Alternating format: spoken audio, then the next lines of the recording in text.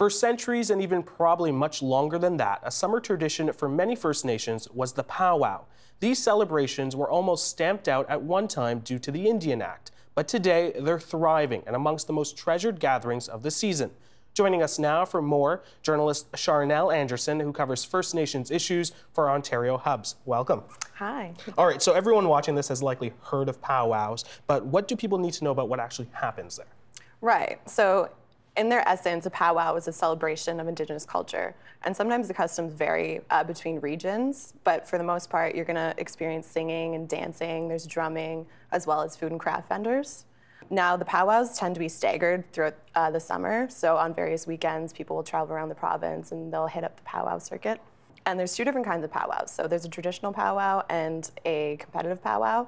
And as you might imagine, at a competitive powwow, dancers and drummers compete for cash prizes. So at the competitions, they're judged based on the regalia as well as their drumming and dancing abilities. However, both powwows still have traditional and spiritual aspects to them. So there's obviously a long history with powwows. What can you tell us about that history? Yeah, sure. So there's a number of different stories about how powwows began, but the exact origins are unknown. However, they have been happening for centuries, and they've been adopted and kind of changed by different cultures across North America. Interestingly, powwows were outlawed by the Indian Act in 1876. They were also outlawed in the US around this time, being labeled as Indian offenses. So this legislation barred Indigenous people from any public display of dance while wearing their traditional regalia, as well as outlawing other spiritual and cultural ceremonies. And I believe this was all part of the government's broader attempts to assimilate Indigenous culture. However, this didn't completely put an end to powwows. They were still being celebrated, just a little more secretively. But still, Indigenous people didn't like this, obviously, so they protested. They kind of gathered politically, and they petitioned Ottawa to put an end to this legislation. And so there were various amendments to the Indian Act over time, but it wasn't until 1951 that dancing cultural ceremonies were once again legal across Canada. It obviously sounds, just by what you've listed, it's an obvious question I'm going to ask, but why do some First Nations communities think it's so important to participate in powwows today? Well, of course, I think it's a testament to the fact of how resilient Indigenous cultures are, right? Like, despite the attempts by the federal government to kind of restrict and assimilate Indigenous culture, it's still around, these things are still happening, and that in itself, I think, is a reason to celebrate. As well, it's just a good time. Like, it's a chance for Indigenous people to embrace their culture. There's singing, there's dancing, food, your friends and family are there. As well, I think it's an opportunity to teach the next generation about Indigenous culture and traditions, as well as people who may not know as much.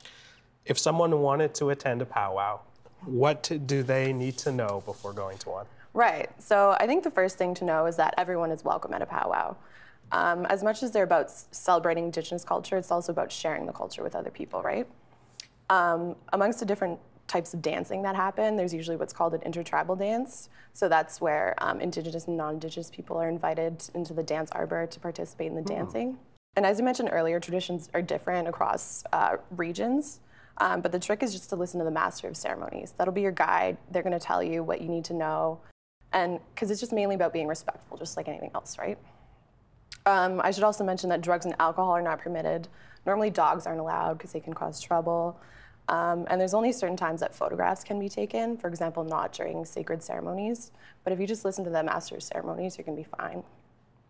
Sounds like some very important information for anyone who's heading out to a powwow this summer. Yeah. All right, thank you so much, Charnel Anderson. That's Charnel Anderson, our First Nations Ontario Hubs journalist.